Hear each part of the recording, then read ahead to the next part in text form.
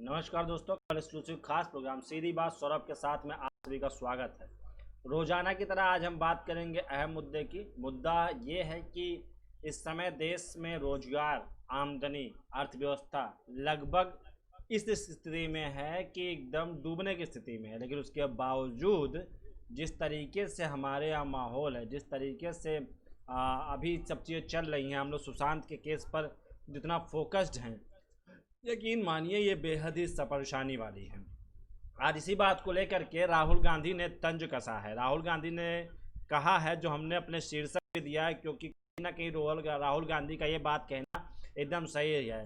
PM Modi पर तंज कसते हुए राहुल गांधी ने कहा कि 12 करोड़ रोजगार गायब, $5 ट्रिलियन अर्थव्यवस्था गायब, आम नागरिक की आमदनी गायब, देश की खुशहाली और सुरक्षा गायब, और सवाल पूछो तो जवाब गायब, विकास गायब। ये पीएम मोदी पर तंज करते हुए आज राहुल गांधी ने ट्वीट किया है।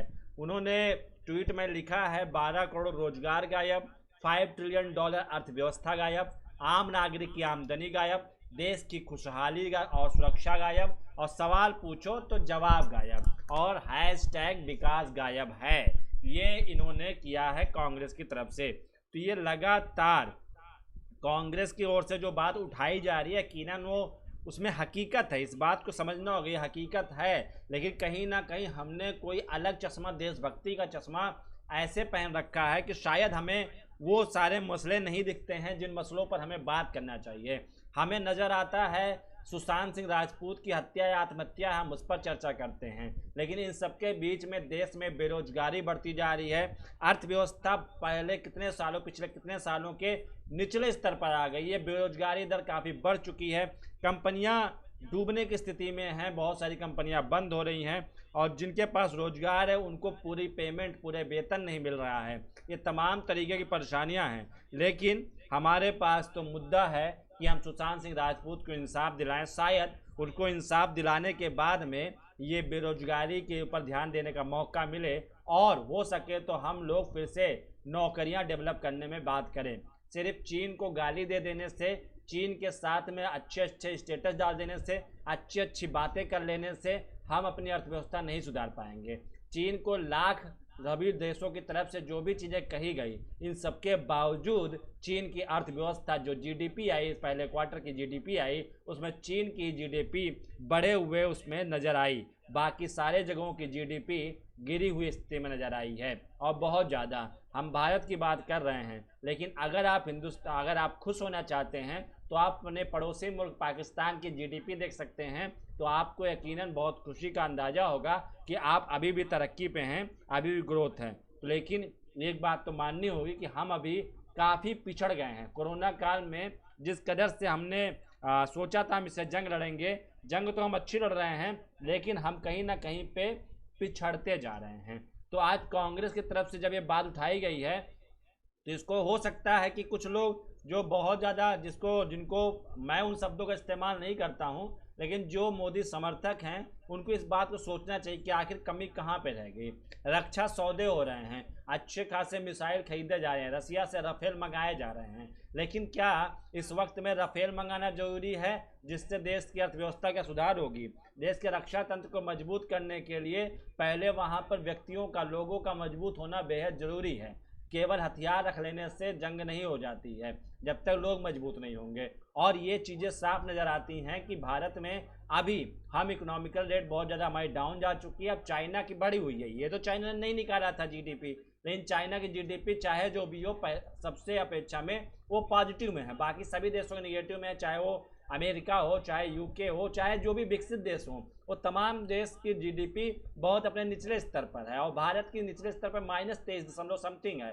तो ये मान लीजिए कि इस समय भारत में जिस तरीके से मुद्दों को नज़रअंदाज करके आपके अंदर एक देशभक्ति का इंजेक्शन लगाया जाता है, जो इंजेक्शन लगाए जा रहे हैं आपको चैनलों पर, तमाम मीडिया संस्थान आपको लगा रहे हैं, यकीन मानिए वो आपके लिए वो स्लो पॉइजन का काम कर रहा है, जो धीरे धीरे करके इस देश में बेरोजगारी को बढ़ा देगा, इस देश में सारी भूखमरी बढ़ जाएगी, गरीबी फिर से बढ़ने लगेगी। और यकीन मानिए ये जिस तरीके की अभी आपको बड़े बड़े पत्रकार चैनल्स आपको देशभक्ति, राष्ट्र सर्वप्रथम, ठीक है, देश होना चाहिए, सबसे पहले देश है, लेकिन देश के साथ में ज़रूरी इस बात का है कि वहाँ के नागरिक मजबूत हो, वहाँ पर नौकरियाँ हो, वहाँ पर कंपनियाँ हो, फैक्ट्रियाँ लग रही हों, फैक्ट्रियाँ बनती जा रही हों, बंद ना हो रही हों। लेकिन हो क्या रहा है, फैक्ट्रियाँ बंद हो रही हैं, नौकरियाँ लोगों की जा रही हैं। जिनके पास रोजगार है उनको रोजाना एक डर सताता है कि उनकी नौकरी कल जा सकती है। ये सारे डर, ये सिक्योरिटी उनके पास आखिर क्यों नहीं है, ये तमाम बातों पर सोचना जरूरी है। लेकिन अगर आप इस पर सोचना नहीं चाहते हैं, आप सिर्फ कुछ पत्रकारों के नज़रिए से भारत चीन के जंग को देख करके अपनी वाहवाही लूटना चाहते हैं, अपने मूँछों पर ताव देना चाहते हैं चैनलों की बात सुन करके, तो ताव देते रहिए, घर बिक जाएगा, प्रॉपर्टी बिक जाएगी और आप मूँछों पर ताव देते रह जाएंगे और देशभक्ति की राग अलापते रह जाएंगे, जिसे कहते हैं स्यूडो देशभक्ति, जो छद्म देशभक्ति है। देशभक्ति का मतलब होता है देश को मजबूत करना, ये नहीं कि अपनी तुलना हम कमज़ोर से करके अपने आप को मजबूत कर लें। तो ये बहुत बेहद ही सोचनीय स्थिति है कि इसको आपको सोचना चाहिए, सभी लोगों को सोचना चाहिए। और दिन भर जो चैनलों पर सुशांत सिंह राजपूत हत्या या आत्महत्या है, या मुंबई की माया नगरी ड्रग्स के शिकंजे में है, ये तमाम बातें पहले से लोग जानते हैं, ये सारी चीज़ें लोग जानते हैं। जब दाऊद इब्राहिम यहाँ से राष्ट्र के भागा तो दाऊद इब्राहिम का ड्रग्स का बहुत बड़ा कनेक्शन है, दाऊद इब्राहिम बहुत अच्छे पैमाने पर ड्रग्स की डीलिंग करता रहा है। तो ये तमाम चीज़ें सब लोग जानते हैं, उसके बावजूद इसमें इंटरेस्ट लेने में इतना ज़्यादा मज़ा क्यों आ रहा है? उससे देश की जीडीपी सुधार नहीं होगी। सुशांत सिंह को इंसाफ मिलना ना मिलना, ये तमाम बातें कानूनन है, न्यायाधीश की, न्यायपालिका की बातें हैं, उसको देखना चाहिए। हम और आप क्या कर रहे हैं, हम और आप क्या कर रहे हैं कि हम लोग देख रहे हैं उन चीज़ों को जिन पर बात करनी चाहिए उन पर बात नहीं कर रहे हैं, हम नज़रअंदाज किए जा रहे हैं। शायद सरकारों की और ये मीडिया संस्थानों की यही कोशिश है कि आपको मुख्य मुद्दे से भटका दिया जाए और आपको वो मुद्दे दिखाए जाएं जो जैसे कि सीरियल में चल रहा हो। आपको दिखाया जाता है कि रसोड़े में कौन था, आपको दिखाया जाता है कि चीन को हमने पीछे बैठा दिया, आपको ये दिखाया जाता है सुशांत केस में बड़ा खुलासा हो गया है।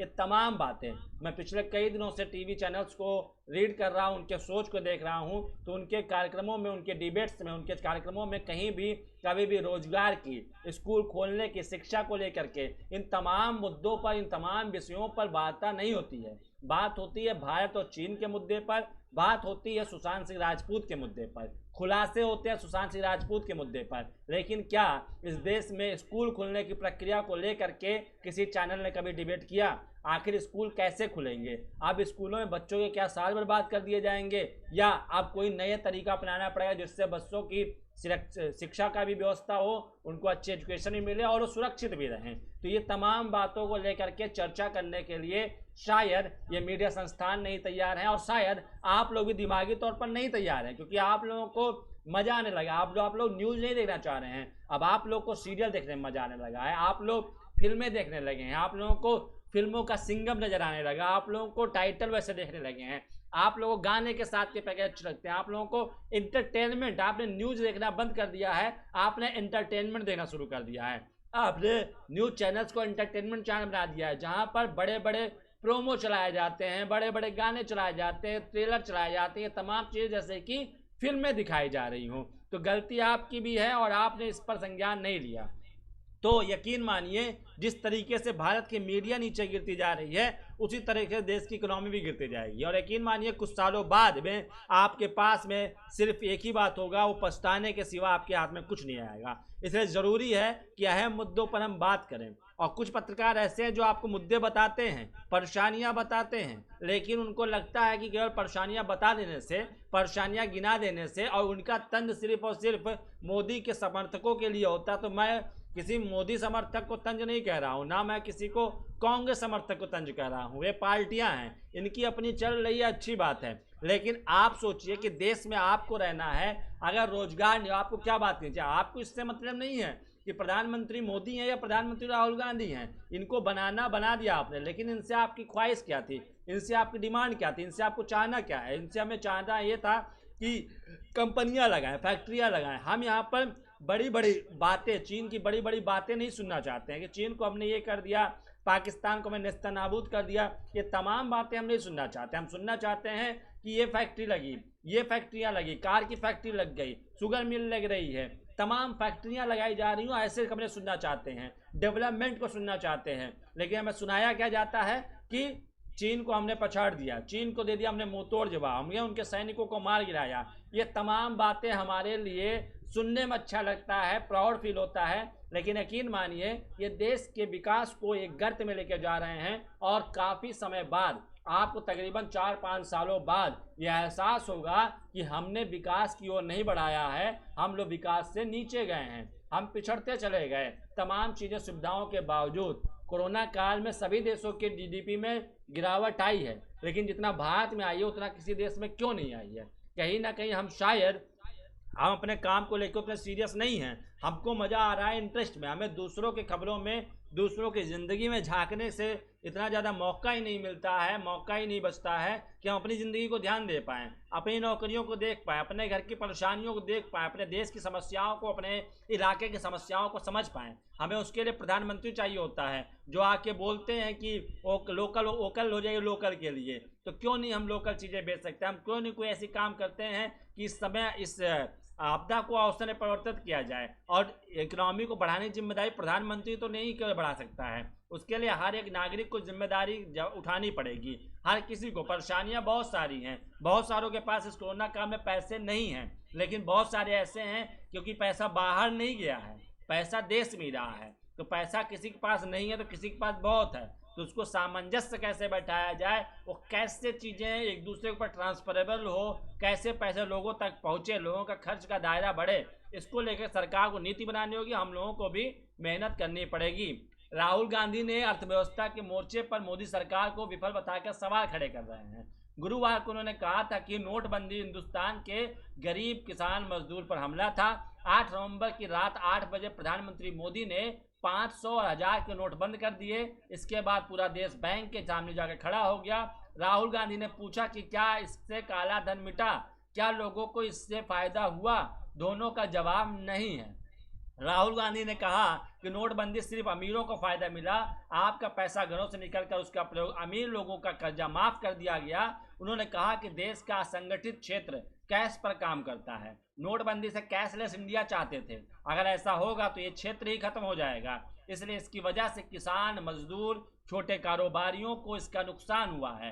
कांग्रेस नेता राहुल गांधी का कहना था कि छोटे कारोबारी बिना कैश के नहीं जी सकते हैं, हमें नोटबंदी के इस हमले को पहचानना होगा और देश को इसके खिलाफ लड़ना होगा। लेकिन राहुल गांधी के साथ में समस्या एक है कि वो एक ही लाइन को इतनी बार रिपीट करते जा रहे हैं कि उसके आगे बढ़ने का नाम नहीं ले रहे हैं। नोटबंदी 8 नवंबर को जब हुआ था, तकरीबन 3 साल हो रहे हैं, और इन 3 साल से राहुल गांधी के जुबान पर वही बात है, लगातार नोटबंदी, लगातार जीएसटी, लेकिन कभी कहीं सलूशन नहीं देते हैं, कभी किसी बात का हल नहीं देते। राहुल गांधी ये नहीं बताते इसका सलूशन कैसे हो सकता है, इसका हल क्या है, इस समस्या का समाधान क्या है। सिर्फ आते हैं, वही बातें गिना करके गब्बर सिंह टैक्स कह देंगे और नोटबंदी की बात करके राहुल गांधी चले जाएंगे, और इसी वजह से शायद उनको लोगों ने गंभीरता से लेना बंद कर दिया है। लेकिन मोदी सरकार भी कहीं से भी अपने आप को सुरक्षित नहीं कर पा रही है, क्योंकि मोदी सरकार की ओर से जो काम होना चाहिए, जीडीपी की गिरावट आई है, 1% जीडीपी उठती है तो पूरा गवर्नमेंट पीठ थपथपा रहा होता है, दिन भर चैनल्स पर बड़े बड़े शो चल रहे होते हैं। लेकिन जब जीडीपी अपने निचले स्तर पर गई है तो कार्यक्रमों के नाम पर, डिबेट शो के नाम पर कहीं से भी कोई भी मोदी सरकार को उलहना देने से बच रहा है, उनको उनके ऊपर निशाना साधने से क्यों बच रहा है? क्या पत्रकारिता का मतलब चाटुकारिता हो गई है? तो इसको थोड़ा सा समझने की जरूरत है और आप लोगों को इसको लेकर के इस पर अंकुश लगाने की जरूरत है। सरकार निरंकुश न होने की कोशिश करना आपकी आवश्यकता है। राजकुमार गुप्ता जी कह रहे हैं आत्मनिर्भर भारत कार्यक्रम में सरकार को विशेष ध्यान देने की जरूरत है, अन्यथा देश की आर्थिक विकास की गति रुक जाएगी। वही मैं कह रहा हूँ, मोदी सरकार में हर बातें कही जा रही हैं, लेकिन धरातल पर वो बातें नहीं उतर रही हैं। वोकल फॉर लोकल कहा गया था, इसका मतलब, लेकिन वो धरातल पर कितना उतरा? उसके बाद में कहा गया कि आप आत्मनिर्भर बनिए। अब आत्मनिर्भर बनने का तरीका क्या होगा? आत्मनिर्भर किस तरीके से बनाया जाएगा? जब कंपनियां नहीं हैं तो आत्मनिर्भर बन ही रहा है व्यक्ति, नौकरियां जा रही हैं, पैसे उसके खर्च होते जा रहे हैं, नए पैसे उसके पास नहीं आ रहे हैं, उसके खर्च की सीमा घट गई है, अब उसके पास में कोई विकल्प नहीं है, तो अब वो जो काम कर सकता है वो करने की कोशिश कर रहा है। लेकिन सरकार क्या कह रही है? सरकार सिर्फ बात कर रही है। सरकार कह रही है आप आत्मनिर्भर बन जाओ, पिछले लास्ट में जो मोदी जी ने मन की बात की, उन्होंने कहा खिलौने बनाना शुरू कीजिए, भारतीयों के पास बहुत तो ताकत है, वो खिलौने बना सकते हैं। तो क्या सरकार के पास में कोई जिम्मेदारी नहीं है? सरकार इंडस्ट्री लगाने के लिए कोई कोशिश नहीं कर सकती है। सरकार सिर्फ अपील और आह्वान करने के लिए बैठी है, लोगों से अपील करती है, कभी एप्लीकेशन बनाने की, कई बात करती है फैक्ट्रियां लगाइए, तो लोगों से अपील करने से होता है। सरकार इसमें कैसे कोशिश कर रही है? अपनी तमाम चीज़ों को सरकार प्राइवेटाइजेशन कर रही है, निजी हाथों में दे रही है।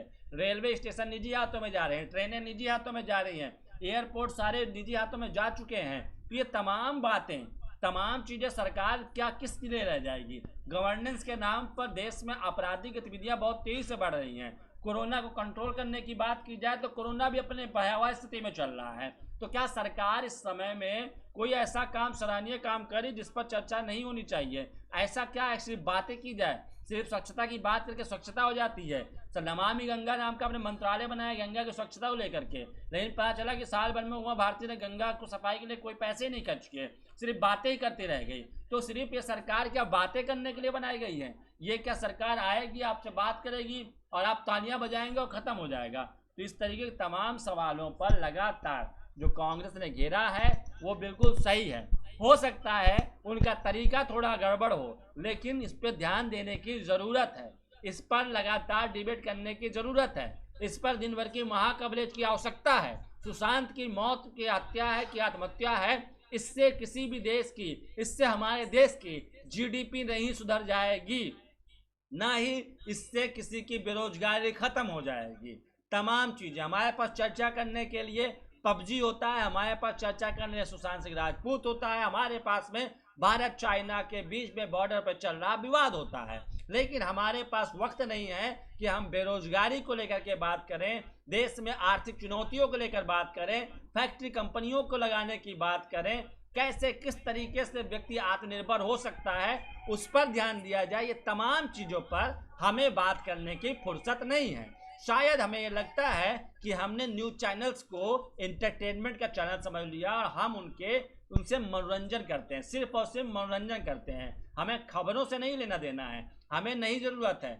पत्रकारिता समाज का आईना होता है, जो ये दिखाता है, सरकार को ये बताता है कि ये काम आपको करना चाहिए, इस पर आप ध्यान नहीं दे रहे हैं। लेकिन क्या हो रहा है? सरकार की चापलूसी हो रही है, चाटुकारिता हो रही है, केवल और केवल उन मुख्य मुद्दों से ध्यान भटका करके आपको ऐसे मुद्दों की ओर ले जाया जा रहा है जिससे न देश को फायदा है न आपको फायदा है, सिर्फ और सिर्फ सरकार को फायदा है, क्योंकि मुख्य मुद्दों की तरफ तुम आपका ध्यान जाएगा नहीं। आप उसी आधार पर जाएंगे और बिहार चुनाव में आप वोट करके चले आएंगे कि सुशांत को इंसाफ किसने दिलाया, लेकिन आपके यहाँ बाढ़ को रोकने की हिम्मत करने वाली कोई सरकार नहीं आएगी।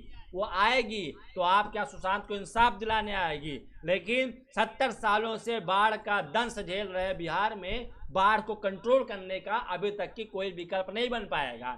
नदियों को जोड़ने का कार्यक्रम पिछले लंबे समय से चला आ रहा है, लेकिन नदियों को जोड़ने का कार्यक्रम भी अभी तक की संपन्न नहीं हो पाया है। सवाल इस पर होना चाहिए, लेकिन हम सवाल क्या कर रहे हैं कि सुशांत को इंसाफ मिलेगा या नहीं, सुशांत की रिया चक्रवर्ती को फांसी होगी कि नहीं, रिया चक्रवर्ती जेल जाएंगी या नहीं, रिया चक्रवर्ती का परिवार काला जादू करता तो उनको जेल होगा कि नहीं। तो अगर इन तमाम बातों से देश की इकोनॉमी सुधर रही है, अच्छी बातें, आप चर्चाएं कीजिए, इस पर बात कीजिए, क्योंकि इस देश के बात में मुद्दे नहीं हैं, मीडिया के पास मुद्दे नहीं हैं, और मीडिया के पास छोड़िए, सोशल मीडिया पर जहाँ पर आम लोग बैठे हैं उनके पास मुद्दे नहीं हैं। उनको कभी किसी विराट कोहली और अनुष्का शर्मा की शादी की पड़ जाती है, कभी कोरोना में महेंद्र सिंह धोनी की तरफ से कोई चैरिटी ना करने पर उस पर सवाल खड़ा करना शुरू कर देते हैं, और जब सब कुछ बच जाता है तो कहते हैं कि सुशांत सिंह राजपूत ने आत्महत्या कर ली तो उनका फैसला कैसे होगा, हत्या या आत्महत्या। ये तमाम चीज़ें आप सिर्फ ये मान के चलिए, यकीन कीजिए कि आप लोग एक बहुत ही विकास की तरफ बढ़ तो रहे हैं, लेकिन वो विकास का जो ग्राफ है वो ऐसे नहीं जा रहा है, आपके विकास का ग्राफ ऐसे जा रहा है। तो अगर आप विकास को पलट कर देखेंगे ग्राफ को तो आपको अच्छा लगेगा, लेकिन आपको उल्टा करके ग्राफ दिखाया जा रहा है जो आपकी खुशी है, अभी आज से आपको अच्छा लग रहा है, बहुत अच्छा लग रहा है, लेकिन यकीन मानिए कि 1-2 सालों बाद में आप उस स्थिति में पहुंच जाएंगे जहां पर ना नौकरियां होंगी, ना कंपनियां होंगी, और जो आज आप चीन का बहिष्कार करके तमाम तरीके के नाटक कर रहे हैं, ये नाटक आप पर भारी पड़ेगा और आप अपने भविष्य को कुछ देने के बजाय उसको और पिछड़ा भारत देंगे। जिस नए भारत की आप बात कर रहे हैं वो नया भारत मजबूत होना चाहिए, लेकिन वो नया भारत शायद और कमजोर हो जाएगा, क्योंकि इस वक्त में हम लोगों ने मुद्दों की बात पे ध्यान देना बंद कर दिया है। हमें अब देशभक्ति और जय श्री राम के नारे लगवाने में जितने मजे आ रहे हैं, उससे अलावा हम कुछ चीजें नहीं सोच पा रहे हैं, तो इस पर सोचने की बेहद जरूरत है। अब कार्यक्रम इस पर हमने मुख्य मुद्दे पे हम आपसे बताया कि हमने अब शुरुआत में देर तक बात करते हैं, अब आखिरी के 10 मिनट में हम आपको कई खबरों के साथ में चर्चा करेंगे। देखिए, गुजरात से एक खबर आई है, जिस खबर पर हम बता रहे थे कि इकोनॉमिक को लेकर के, बेरोजगारी को लेकर के समस्याएं चल रही हैं, और ये गुजरात से भी ऐसी एक खबर सामने आ गई है। आर्थिक तंगी से एक पूरा का पूरा परिवार खत्म हो गया है। गुजरात में पत्नी और 3 बच्चों के साथ में एक व्यक्ति ने जहर खा लिया और तीनों के तीनों परिवार मौत आत्महत्या कर लिया और मौत की घाट उतर गए। और हम किस में लगे रह गए? हम लगे रह गए सुशांत को इंसाफ दिलाने में। एक पूरा का पूरा परिवार आर्थिक तंगी से परेशान आकर के सामूहिक आत्महत्या कर लेता है गुजरात के दाहोद में, और हमारी इंसानियत, हमारी संवेदनहीनता इतनी ज्यादा गिर चुकी है कि हमें सिर्फ और सिर्फ सुशांत को इंसाफ दिलाना है। देश की आर्थिक स्थिति कहाँ जा रही है, देश में लोग कितने परेशान हो रहे हैं, हमें उससे मतलब कहीं से भी नहीं है। हमें मतलब किस बात से? हमें मतलब है तो सिर्फ और सिर्फ सुशांत को इंसाफ दिलाने से, रिया चक्रवर्ती को बिस्कन्या बताने से, रिया चक्रवर्ती के भाई का ड्रग्स कनेक्शन निकालने से, रिया चक्रवर्ती को जेल में भेजने से, उनके परिवार वालों पे काला जादू साबित करने पे। तो शर्म आनी चाहिए ऐसे समाज को, ऐसे लोगों को, सभी लोगों को कि जो कि सिर्फ एक व्यक्ति को इंसाफ दिलाने पे लगे हुए हैं, और वहीं पर आर्थिक तंगी से गुजरात का एक पूरा का पूरा परिवार जहर खा करके आत्महत्या कर लेता है। इस पूरी खबर को बताते हैं हम आपको। परिवार में 3 बच्चों समेत कुल 5 लोग थे। इस घटना से पूरे इलाके में हड़कंप खड़कम मची हुई है। ये होता है, घटना शुक्रवार की है, जब सुजाई बाग इलाके में रहने वाले बोरा समुदाय के सैफी भाई दूधियावाला ने अपनी पत्नी और बच्चों अरवा 16 साल का, जैनब 14 साल का और हुसैन 7 साल का के साथ में जहरीला पदार्थ खा के आत्महत्या कर लिया। जबकि जो बोरा समुदाय है वो काफ़ी समृद्ध होता है, उसके बावजूद जब उनके पास में आर्थिक तंगी आ सकती है और वो अपने मतलब पति पत्नी और 3 बच्चे जो कि तकरीबन बालिग होने वाले थे, उनको जहर खिला के आपस में भी आप सभी ने आत्महत्या कर ली। मृतक जो सैफी हैं, उनके पिता कहना है कि उनके बेटे ने अपनी साली से सोना उधार लिया था। साली उसे बार बार सोना वापस करने को कह रही थी, जिससे सैफी भाई काफ़ी परेशान हो गया था। उसकी आर्थिक स्थिति भी ठीक नहीं थी, इसलिए आर्थिक तंगी और साली द्वारा प्रताड़ित करने की वजह से सैफी भाई ने परिवार के साथ सामूहिक आत्महत्या कर ली। हालांकि पुलिस इसे आत्महत्या मानते हुए सभी पहलुओं की जांच कर रही है। अब इसका मतलब हो गया कि उसकी साली विलन है। अब आप जैसे रिया चक्रवर्ती को कह रहे हैं, वैसे आप उसको भी कहिए कि जेल में डाल दीजिए, अरेस्ट, उसकी साली को अरेस्ट कर लीजिए, हैशटैग ट्रेंड चलाने में आप लोग माहिर हैं। ये तमाम बातें हो सकती हैं, लेकिन समस्या इस बात की है कि यहाँ पर आर्थिक तंगी की वजह से एक परिवार खत्म हो गया। और सवाल है सरकार को जगाने के लिए ये विश्लेषण सभी चैनलों को चर्चा करनी चाहिए। सही बात है, इन सभी मुद्दों पर चर्चा करनी चाहिए, लेकिन दिक्कत क्या है, सरकार बहुत ही निरंकुश और तानाशाह हो गई है।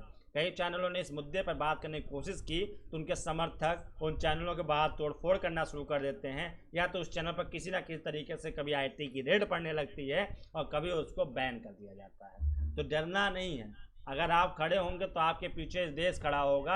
आज खबर एक्सक्लूसिव हम सारी बातें करते हैं, तो हमारे साथ भी जब इस तरह बात करते हैं तो सरकार के ऊपर हम सवाल खड़ा करते हैं, लेकिन ये तमाम चीज़ें होती रहती हैं। वहीं पर एक और है, अभी ये तो गुजरात की आपको खबर सुनाया, और आप उत्तर प्रदेश ले चलते हैं। उत्तर प्रदेश में भी आर्थिक तंगी की वजह से एक पूरा परिवार ने आत्महत्या कर लिया। ये बाराबंकी के थाना कोतवाली क्षेत्र के सफेदाबाद इलाके की शुक्रवार की मतलब आज ही की सुबह की घटना है, जब एक ही परिवार के 3 बच्चों और पति पत्नी की लाश बरामद। सेम कॉन्सिडेंस है, गुजरात में भी 3 बच्चे थे और पति पत्नी थे, उन्होंने आत्महत्या कर ली।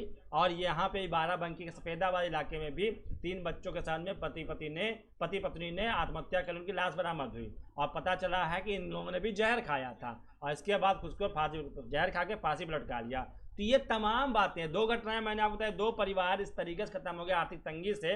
लेकिन हमें तो सिर्फ और सिर्फ सुशांत के परिवार को इंसाफ दिलाना है। दिलाइए इंसाफ, लेकिन यकीन मानिए कि आप भी इन्हीं तरीके से परेशानियों जूझ सकते हैं। और मैं नहीं कहता कि सुशांत के परिवार को इंसाफ नहीं मिलना चाहिए। जांच एजेंसियां काम करें, सभी लोग अपना काम कर रहे हैं, खबरें दिखाइए, वो भी जरूरी है, लेकिन और मुद्दों पे बात कीजिए, इकोनॉमी पे बात कीजिए, बेरोजगारी पे बात कीजिए, नौकरियों पे बात कीजिए। सिर्फ चर्चाएं मत कीजिए। चर्चाएं करने से, केवल और सुशांत की बात पे चर्चा करने से आपके हिसाब से एनसीबी काम नहीं करेगी, आपके हिसाब से कोर्ट नहीं चलेगा। लेकिन आप इन मुद्दों पर सरकार को आंकड़े दिखा करके सरकार को घेर सकते हैं और सरकार को बता सकते हैं कि ये तमाम समस्याएं हैं। आज ये 2 परिवार, उत्तर प्रदेश के बाराबंकी से और गुजरात के एक परिवार ने सेम स्थिति में जहर खा करके आर्थिक तंगी वजह से जान दे दी। उस परिवार को ये खबरें आई, ऐसे तमाम लोग आत्महत्या कर रहे हैं। यह आत्महत्या का रेशियो क्यों नहीं सामने आ रहा, आंकड़े क्यों नहीं सामने आ रहे हैं? सिर्फ एक व्यक्ति की आत्महत्या को लेकर इतना ज्यादा तार क्यों खींचा जा रहा है? कहीं पर लोग परेशान हो रहे हैं, आर्थिक तंगी की वजह से लोग जान दे रहे हैं, लेकिन हमें उस पर ध्यान नहीं देना है। हमें ध्यान देना है केवल और केवल इस पर कि सुशांत सिंह राजपूत ने आत्महत्या की तो क्यों की, हत्या हुई तो किसने की, अब हत्या की तरफ सुराग नहीं मिल रहा तो आत्महत्या की तो क्यों की? ये तमाम बातें अभी इस पर चर्चा चल रही है। और ठीक है, अच्छी बात है, चर्चाएं कीजिए और इसी पर चर्चा करते रहिए। और यकीन मानिए कि जिस तरीके से आज एक बाराबंकी का परिवार, गुजरात का परिवार आर्थिक मंदी की वजह से आत्महत्या करता है, तो हो सकता है ऐसी बातें रहेंगी तो भविष्य में कई सारी ऐसी खबरें नॉर्मल हो जाएंगी और आम दिखने लगेंगी कि आज आर्थिक तंगी से लगातार वहाँ लोग आत्महत्या कर रहे हैं। अब बात कर लेते हैं बिहार विधानसभा चुनाव को लेकर के। तो बिहार विधानसभा के साथ में 65 सीटों पर उपचुनाव होना है और इसको लेकर के तारीखों का ऐलान जल्द हो सकता है। बिहार विधानसभा चुनाव के साथ 65 सीटों पर उपचुनाव होंगे।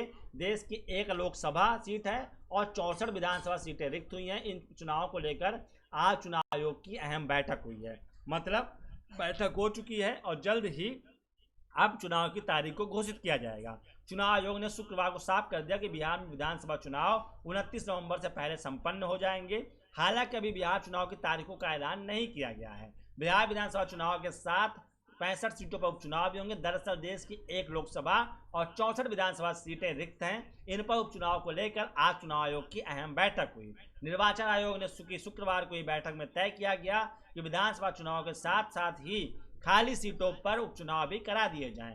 आयोग के मुताबिक बिहार में नई विधानसभा का गठन 29 नवंबर से पहले हो जाना चाहिए, लिहाजा उसी के मुताबिक विधानसभा चुनाव पूरे होने हैं। ऐसे में रिक्त हुई सीटों पर उपचुनाव भी बिहार विधानसभा के साथ भी होंगे। आयोग के सूत्रों के मुताबिक 15 सितंबर के आसपास बिहार विधानसभा उपचुनाव के कार्यक्रमों का ऐलान हो सकता है। मतलब एक कैसे वोटिंग होगी, तकरीबन 3 चरणों में वोटिंग हो सकती है, क्योंकि कई इलाके बाढ़ प्रभावित हैं, लिहाजा उन इलाकों में सबसे आखिर में मतदान कराने की योजना बनाई गई है। 15 नवंबर से पहले विधानसभा चुनाव प्रक्रिया पूरी कर लेने की योजना है। उम्मीद है कि दशहरा और दिवाली के बीच के 20 दिनों के दौरान मतदान और मतगणना हो जाएगी, ताकि दिवाली से पहले सारा काम निपट जाए और चुनावी प्रक्रिया में लगे कर्मचारी और अधिकारी भी दिवाली मना सकें। तो ये बिहार चुनाव को लेकर के आपको हमने खबर दे दी। और वहीं पर जेडीयू की तरफ से ऐसा संकेत दिया गया है, आर.के. सिंह जो बीजेपी के सांसद हैं, उनके बयान से लग रहा है कि उन्होंने जेडीयू संदेश दिया है कि ऐसा है कि हम अपने दम पर ही सरकार बना सकते हैं, पर दोस्ती तोड़ना हमारी आदत नहीं है। तो ये थोड़ा सा हो सकता है बीजेपी इस बार सीटों के फार्मूले को लेकर बदलती नजर आए और ज़्यादा सीटों पर चुनाव लड़ती हुई नजर आए। तो ये तमाम चीज़ें बीजेपी का जेडीयू की तरफ संकेत है, क्योंकि महाराष्ट्र में शिवसेना ने जिस तरीके से धोखा दिया है, तो इसलिए बीजेपी हो सकता है कि जेडीयू के साथ में थोड़ा सा अपना सीट शेयर बढ़ा कर चले, ताकि वो ज़्यादा सीटें जीते और उसके ऊपर कोई खतरा ना आए। और ये तमाम बातें हैं। उसके बाद में ऑटो सेक्टर में मोदी सरकार ने राहत की तैयारी की है और संकेत दिए हैं कि ऑटो सेक्टर में कुछ कमी, टैक्सेस की कमी की जा सकती है। 10% की कटौती पर जीएसटी रेट में 10% कटौती विचार कर रही है और अगर ऐसा होता है तो यकीन मानिए नए कारों के दाम कम हो जाएंगे। लेकिन इससे इकोनॉमी सुधरेगी, लेकिन अच्छी पहल है, ऐसा करना चाहिए। कुछ चीज़ों को, इंडस्ट्रीज को आप रिलैक्सेशन देंगे तो बहुत चीज़ें आपको आराम देंगी। खेल जगत से जुड़ी खबरों को हम आपसे बात कर लेते हैं। चेन्नई सुपर किंग आईपीएल का मैच होना है, उससे पहले चेन्नई सुपर किंग को बड़ा झटका लगा है। दरअसल सुरेश रैना के आईपीएल से नाम वापस लेने के बाद अब ऑफ स्पिनर हरभजन सिंह भी इस साल के इस साल का इस टूर्नामेंट को नहीं खेलेंगे, IPL नहीं खेलेंगे। तो अब उन्होंने अपने फैसले के बारे में चेन्नई सुपर किंग्स टीम प्रबंधन को बता दिया है। हरभजन सिंह ने ट्वीट कर इसकी जानकारी दी है, मतलब इस बार IPL में नहीं दिखेंगे हरभजन सिंह। रिपोर्ट्स के मुताबिक हरभजन सिंह ने निजी कारणों की वजह से IPL 2020 से अपना नाम वापस ले लिया है। 40 साल के अनुभवी स्पिनर हरभजन सिंह ने IPL कैरियर में कुल 160 मैच खेले हैं। उन्होंने इस दौरान 26.44 के एवरेज से 150 विकेट निकाले। उनकी इकोनॉमी रेट 7.05 है। चेन्नई सुपर किंग्स के पास हरभजन के अलावा 3 अन्य प्रमुख स्पिनर हैं। इनमें लेग स्पिनर इमरान ताहिर, बाएं हाथ के स्पिनर मिचेल सेंटनर और लेग स्पिनर पीयूष चावला शामिल है। यह 40 साल का गेंदबाज पिछले 2 सत्र से CSK का हिस्सा रहा है। वह अभी अपने परिवार के साथ पंजाब के जालंधर में है। हरभजन सिंह से पहले सुरेश रैना भी निजी कारणों की वजह से IPL से हट गए थे। इसके बाद फ्रेंचाइजी और सुरेश रैना के संबंधों में तनाव नजर आया। हरभजन ने शुक्रवार को PT से बताया कि मैंने CSK प्रबंधन को इस साल IPL से हटने के अपने फैसले के बारे में सूचित कर दिया है। मैंने इस मुश्किल समय में व्यक्तिगत कारणों से ब्रेक लेने का फैसला किया है। मुझे उम्मीद है कि हर कोई मेरी निजता का सम्मान करेगा। हरभजन सिंह ने पिछले साल IPL में 16 विकेट लिए थे। IPL के इतिहास में सबसे ज़्यादा विकेट लेने के मामले में हरभजन सिंह तीसरे नंबर पर हैं। IPL में लसित मलिंगा ने सबसे ज़्यादा 170 विकेट, अमित मिश्रा ने 157 विकेट और भज्जी ने 150 विकेट लिए हैं। तो खेल जगत की खबरों के साथ में आज का कार्यक्रम हम यहीं पे ख़त्म करते हैं। और आपके लिए एक ज़रूरी सूचना है कि कल शनिवार और रविवार को हमारा ये विशेष कार्यक्रम प्रसारित नहीं होगा। अब हमारी मुलाकात आपसे सोमवार को रात 8 बजे सीधी बात सौरभ के साथ में खबर एक्सक्लूसिव के फेसबुक पेज पर होगा। तब तक के लिए आप लोग हमारे लोग कार्यक्रम को लाइक कीजिए, पेज को लाइक कीजिए, हमारे यूट्यूब चैनल को सब्सक्राइब कीजिए। अपना और अपनों को कोरोना से बचा के रखिए, आसपास स्वच्छता रखिए और अपना और अपनों का बहुत ख्याल रखिए और देखते रहिए सीधी बात सौरभ के साथ। शुभ रात्रि, नमस्कार।